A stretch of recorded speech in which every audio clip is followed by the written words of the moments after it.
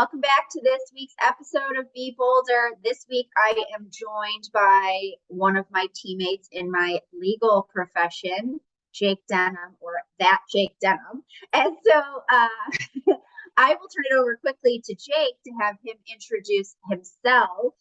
And I do think, it's important that you all listen in on not just his professional background and what he's achieved to date, but also his personal background. And we're going to talk about how that relates to wellness because, if we're not performing at our best, whatever that means for us, it's really, really challenging for us to produce our best. So Jake, thank you for joining us. And please tell us all about you and your background.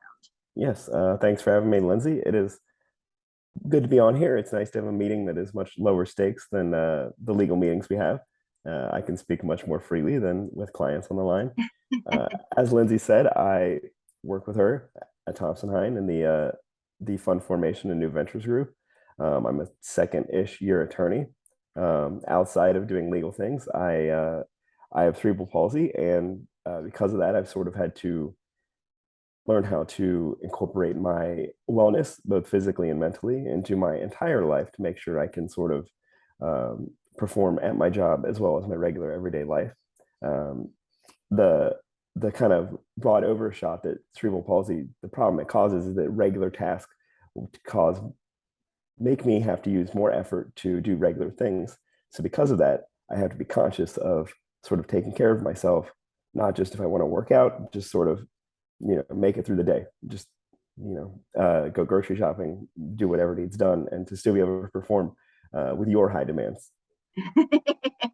And there are a lot of demands. There's a long list of demands. And so appreciate that background. So I kind of want to dive into that a little bit because you're seeing it not necessarily from our startup perspective where you're a founder and you're saying, hey, I want to, throw it all in and give it all to grow this business. For you, it's, hey, how do I take care of myself so I can be a top performer? And so why don't you tell us a little bit about what you have to do in terms of self-care and taking care of you so that you can, in fact, do all the things that our jobs demand, but then also, live your best and highest life. Yeah, I'd say the number one thing I have to do is not try to work all the time, which is strange. I think some type A people might get that. But you get that nagging feeling that when you're sitting there and just trying to enjoy yourself, you're always thinking, I could be working. I could be taking care of tasks A, B, and C that need to be done. So really what I have to do is sort of remember that there is professional me and personal me, and personal me makes professional me better. So the thing I really have to do is block time for me. And that can be working out. That can be, this is a total sort of sin in the type A world, but doing something like playing video games or just going for a walk, something that makes me whole as a person versus as a professional. And then there's the basic things, which is like sleep and nutrition. And luckily we have trackers for those things now. So you can sort of definitely hold yourself accountable versus lying to yourself saying, hey, I'm getting enough sleep. And meanwhile, your tracker is screaming at you like, hey, you look like you're living in a dumpster. What's going on here? Right. Isn't that funny?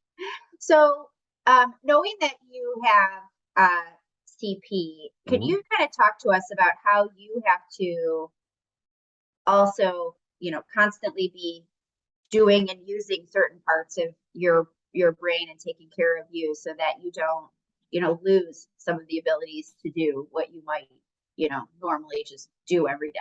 Sure. So I'll take a step back and sort of explain how my CP manifests itself, and that'll sort of open up the broader picture. So my cerebral palsy affects the right side of my body. So it's not lower half, it's actually right side. But it looks like it's my lower half because I have absolutely terrible balance. If you've ever watched me try to walk around or after being pushed over, it's not a great experience. So because of that, my left side wants to do everything, which if you're trying to just get through your day, it's great. But if you're trying to live a long life and not sort of overburden parts of your body, you need to make sure the side that's affected still does work. So what I have to do is sort of consciously do things to use my weaker side to make sure it still gets activated and still gets work. The downside of this, so to speak, is that working on your bad parts of your musculature abilities makes you more tired. So I have to consciously make sure that after I do those things, I have to get the adequate rest. Um, and of course, there's the fun things that everyone loves, like stretching and rehab massage and stuff like that. And while I hate doing it, I found that that just helps me sort of sustain for longer. Um, Sometimes yeah, we have to slow down to speed up. yeah, yeah. Um, so Jake is being very humble right now because Jake's like, oh, I have to do these like stretching and these things that are important, and we all need to do those. But Jake, why don't you also tell us about your fitness regime and your jujitsu participation? Um, so I work out too much. So I've been told by my doctor and my trainer. I lift 3 to 4 days a week. I do jujitsu 2 to 3 days a week. And then if you try to talk me into some kind of challenge, I will probably attempt to do it, even if I shouldn't. I've done Murph like 3 or 4 times. And I actually walked Murph out of my wheelchair the entire distance. Thank you. Um, I tore my meniscus doing it, but Hey, I got it done. So that's fine. Um, so again, that's a lesson I've really learned this year is that I can't do all of those things. I have to pick what I can do, and sort of otherwise it's going to have very deleterious effects on my personal health. So I need to pick what I enjoy and sort of do the other things as I dabble. And for me, what I found is I enjoy weightlifting because I guess I'm a meathead, and I enjoy jujitsu because it's a good way to hang out with people and it's a great stress reliever from dealing with the joys of professional life. right. And so that is important, right? We need those stress releases and those relievers. So talk to us a little bit about talk to us about what you do every day. Like I know what you do because I talk to you 5 times a day, but tell everyone out there what you do and what the typical day might look like and the demands that it puts on you, not just mentally, it's hard to be a lawyer, but physically too. Sure. So I wake up at just about 4:30 every morning. I get my electrolytes in and then I head to the gym and I usually work out for about 90 minutes if I'm weightlifting. I come back. If I do certain lifts, there's certain stretches I have to do because certain parts of my body get a little bit more agitated than others. Surprise, surprise. If I do leg lifts, I have to stretch a lot more. And then usually I sort of head to work. I try to get in at about 8:30 and I try to have my day planned out. I find that's really good for mental wellness to not be hit with the fire hose as soon as you walk in, to at least have some sort of idea of what's going on. Um, and then I have techniques I use at work. We can get into those to sort of help me get through the day. And I try to get out of the office by 7 to 7:30. And then I get home and I have a major of not working at home policy. Now, that might be weird in the era of remote work, but it's good for me to have a separation. When I'm home, I know I have, unless there's some kind of fire that a client has started and things need taken care of, I know that I have my me time to sit and read, or to watch TV or watch sports, and then relax. And then I always, always, always read before I go to bed. The sleep trackers have told me that my sleep quality literally doubles if I read for at least 30 minutes before I go to bed. And I shoot for 7 hours of sleep, but uh, as we all know, life gets in the way. Life does.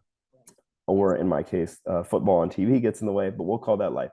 Uh, It's still life. But I mean, I think it's important for everybody to hear out there, right? Like no matter what, obstacles we have to face every single day, it is about prioritizing our own health and making sure that we are setting ourselves up for success because if we don't, I mean, talk to us a little bit like if on a day where you haven't done the things that you just talked about, what does that end up looking like for oh, you? it's bad. It's train wreck is not not an inapt metaphor.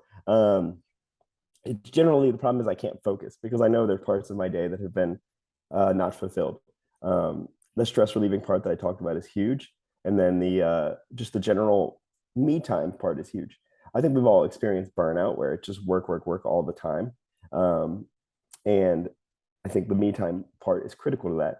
And that sort of gets to my philosophy of getting up early and doing the fitness part very first thing in the day. I have blocked in the me time immediately. Work, no one's going to call me at 4:30 in the morning. And if they do, I'm probably going to ignore it. As much as I love you, Lindsay, if you call me at 4:30, I'm probably not going to answer.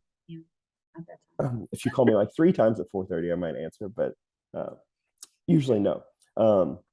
So then I just find myself behind the 8 ball for the entire day, and then I'm trying to move my schedule around to see if I can get the workout in after work, which hardly ever happens because things always occur.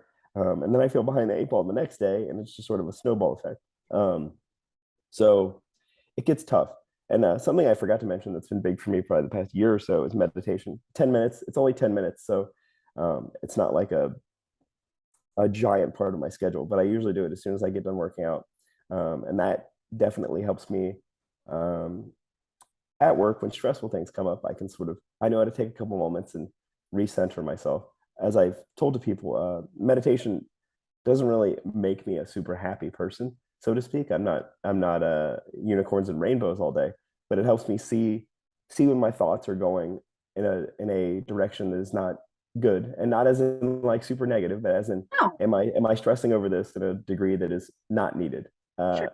or am I spinning in a turbo direction that is too fast for what the situation is warranting? Fair. And I think that can be helpful for everyone. There can be other ways to do it. Meditation works for me, but I think that helps a lot. Yeah. So, talk to us about kind of how you think about wellness and how it aligns with your goals. Because what I'm hearing here is a lot of, you've thought a lot about longevity. Yes. Because if you go too fast, too hard, too soon, you're going to not be able to accomplish the goals that you want to accomplish. So let's talk about your goals on a professional level. Like, what is it that is driving you, and what do you have to think about every day when, like all of us, we want to run harder, go faster, do more, work more hours, build more time, be the best. Yes. It's the type A curse, I guess. Yeah, 100%. So if you want to get very specific, my goal is to be by a professional sports team one day. And that is a moonshot goal that the process is more fun than the actual achieving of the goal. But professionally, I just want to continue practicing in the area of new ventures and venture capital as long as possible. Hopefully help venture capital in Ohio grow to a great degree. But that is a long-term goal. And to achieve anything long-term, you have to do it for a long time. And the foundation of anything long-term, the base of that pyramid, is your physical health. There's that cliche that health is wealth. And as I'm getting older, as I say that at 34 years old, I'm realizing that more and more. So yeah, I think health is key, and it's not just, it's kind of a physical and mental thing, and they intertwine. You do too much of your physical health, and you might not have any of your mindset correct. And the more and more I'm sitting and watching professionally, I'm learning that mindset is a great determinant of success, because you're going to have struggles, and you need to know how to frame them correctly in your head. Not necessarily lie to yourself like unicorns and rainbows, like I said, but at least, this is a challenge. Take a deep breath and keep powering forward. Yeah. Yeah, I don't know. It's just nice to be healthy all the time. You see people that have been professionally successful, and they've clearly sacrificed their health. So say we hit our goals, both you and I, what's the point of hitting those goals if we hit them and we are only able to enjoy them for 2 or 3 years because we are so compromised physically? 100%. Yeah, it's all about a balance. And I was kindly reminded of that yesterday, actually. So I saw my massage therapist, and she was like, "You are not in a good place." And she was like, "Talk to me about what's been going on." Right. So I told her, like, workload, travel, stress, all of these things. And she was like, "You need to find more time for you." And it was sort of one of those nice reminders. And it's sort of what I'm hearing now too about longevity, and how do we think about the long ball game? Because I mean, in your day to day, like, how many stressors do you encounter? At least 100. I mean, really? And honestly, again, that's where meditation and experience has helped. I can prioritize. Is this a actual important stressor, or is this something I can swallow and deal with and not have to have it drive my day? Sure. But yeah, it's you need non-stressful time, and I think me time is a great time of non-stressful time. That doesn't mean being a vegetable and doing nothing, but you need Yeah. non-work time. Yeah, totally agree. So let's talk a little bit about maybe you're overdoing it on the physical side.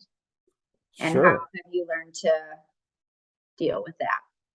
So, like I said, I'm a meathead, and my general philosophy is if it's not going well, do it harder. Same. Which, yes. Do it. So this really manifested itself about 2 months ago. I went in my doctor, and I was like, "Hey, I haven't done a blood draw in a while. I haven't done a DEXA scan in a while. And for those that don't know, what a DEXA scan is, it basically says how much body fat you have and how much lean mass you have. And I will admit that I'm a vain person, so I like to know how much body fat I have. Too much, if anyone wants to ask. Oh, Uh, so I oh, got I those hear done. And my testosterone level was basically almost as low as medically acceptable, to the point where uh, I was allowed to be on replacement therapy, which is something that you hit when you're like 45, you. not 34. And I had actually, despite working out like a madman, I had lost 7 pounds of lean mass and gained a pound of fat all around the midsection, which is a sign of pre-diabetes. Awesome. Well, Yes, it was very comforting to learn this. Now the interesting thing is my diet and is very good according to both me. Of course, I think my diet's good. My doctor agrees my diet is good. and your trainer So does too, for the most part, yeah, right? yeah, my trainer does as well. Mike Catherwood, he's great. Um, so we sort of sat down and figured out what was going on, and it turns out I was simply doing too much. Um, Weightlifting, doing jujitsu, and trying to row 1,000,000 meters in a calendar year will just do too much on your body, it turns out. So I had to sit down and sort of prioritize what is important to me.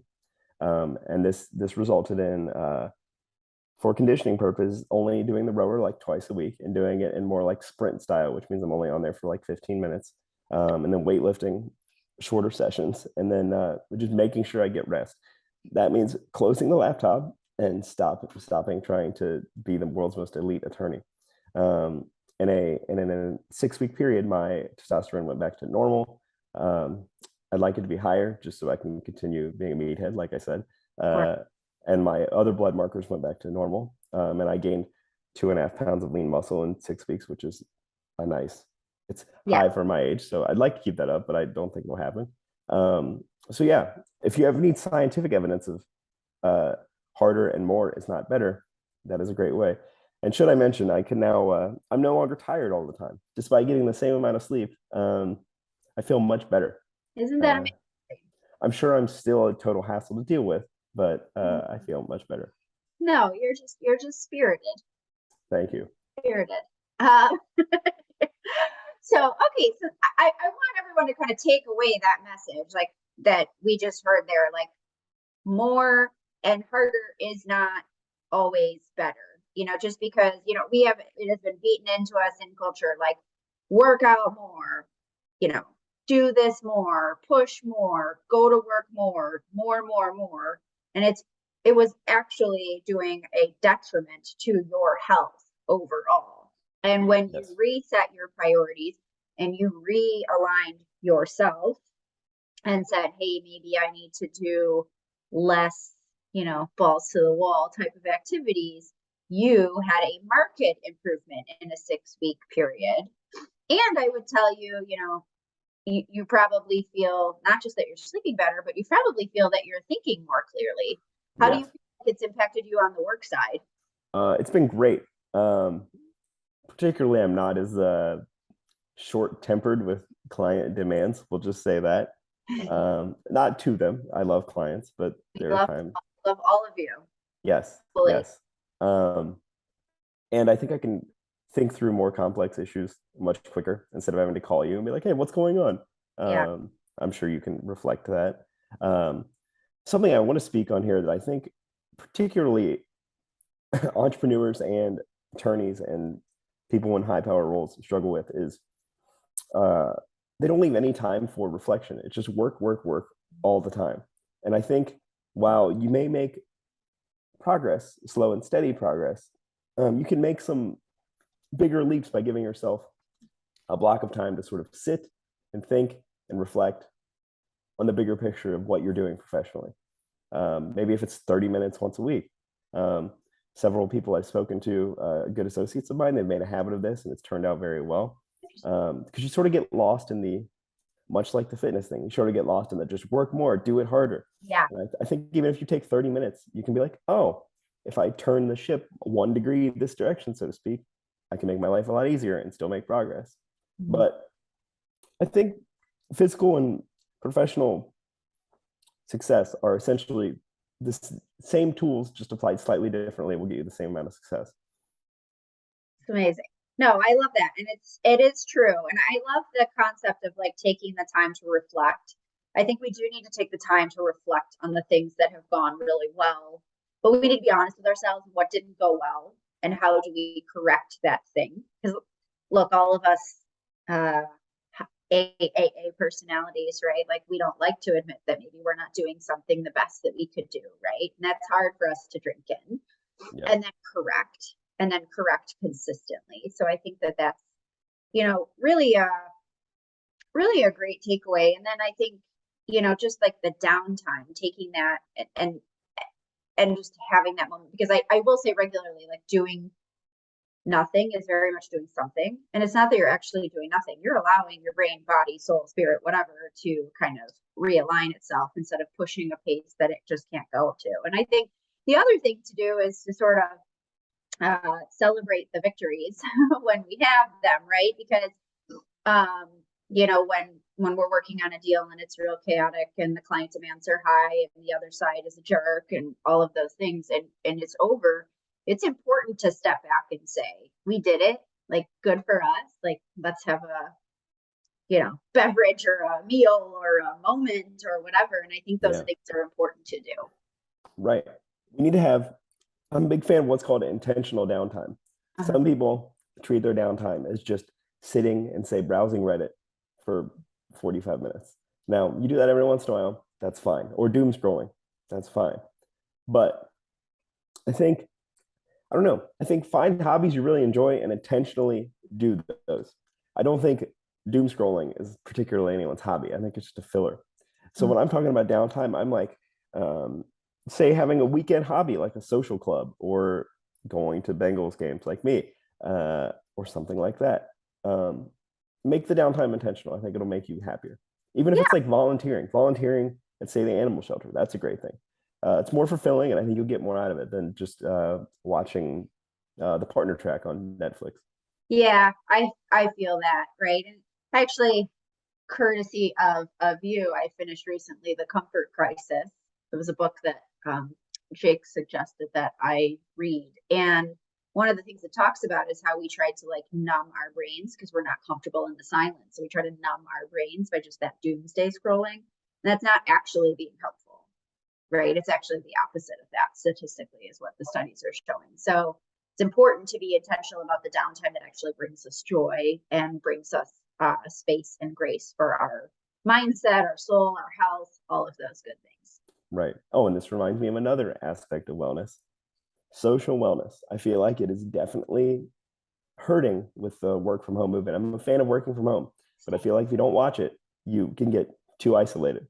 The fact you can have everything delivered, and you can only do Zoom meetings, as this is a nice one, but only do those, and basically never see your friends except for on social media can be bad. I think you need to make an effort to interact with people, see people, go to dinner. It's kind of the third part of wellness, I would say. We are social animals after all. There's a reason solitary confinement is like the ultimate punishment when you're in jail.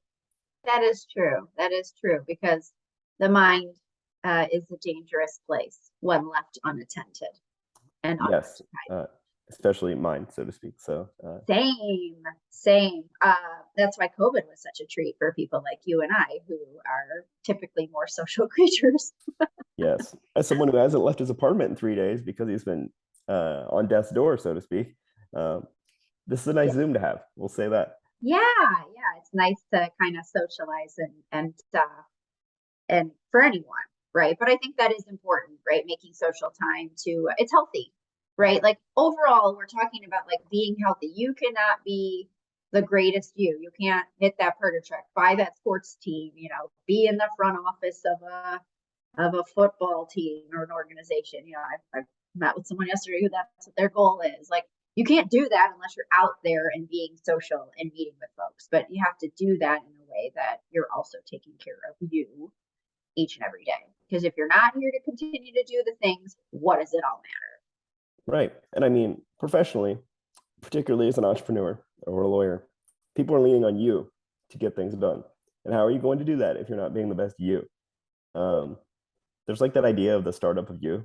If you saw a startup treating yourself or treating themselves as badly as some people treat themselves, would you invest in that company? No. So would you want someone to rely on somebody that treats themselves that badly for services? No. And it takes a discipline to sort of wind down and get rest, but you have to do it. There's a good book coming out by Ryan Holiday called Discipline is Destiny. And that sort of ties into that. But it is true. I mean, the more disciplined we live our lives, actually, the happier we are. And I'm not talking like about a rigidity that creates like some sort of chaos in your world. I'm talking about like consistency, accountability, dedication. See generally season 3 of this entire podcast.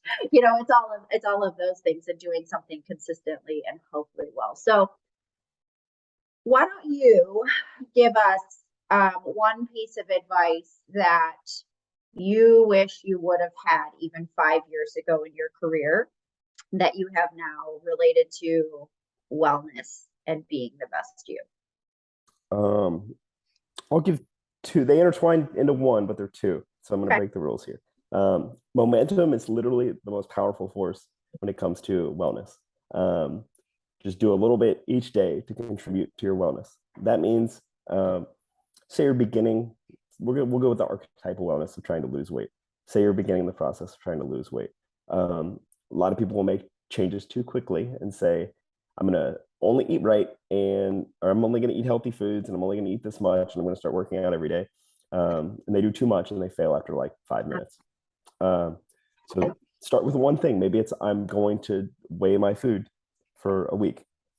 Just keep that up. And then as long as even if you don't go to the gym, as long as you do the weigh the food part, you've made a little progress and that momentum keeps going. Do that to any part of wellness. Say I'm going to prioritize sleep, get at least 7 hours, and you just keep the momentum going of doing that. And then if you break it for a day, you just make sure you get it the next day.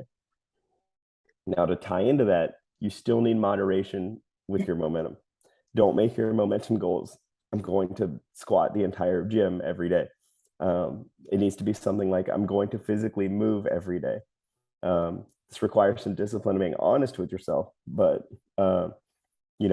it's the momentum of physical movement more than anything. So that's what I would say. Momentum and discipline are the keys to wellness. Momentum, moderation, and discipline. I love it. Well, Jake, thank you for participating in this today and sharing your thoughts with us, because I do think you are truly inspirational. I know I've never told you this, and now I'm going to make you feel awkward and uncomfortable on this podcast, but you really serve as an inspiration to me each and every day, and a reminder like, hey, we all, have different buckets of struggles that we have to face, but like, don't let that get in our way and keep, pushing forward and be the best us that we can be. And whatever that means, we should do. So I am grateful for that. And I'm grateful for you. And thank you for being on this podcast. I really appreciate that. Thank you for having me. I will say that you have overcome much more than I have. So you are also an inspiration. And you've shared much more than I have. So perhaps one day I'll be on your level to where I can impact more people. Oh, well, I appreciate that. So, well, with that, everyone out there, thank you for joining. And as always, don't just be bold, be bolder.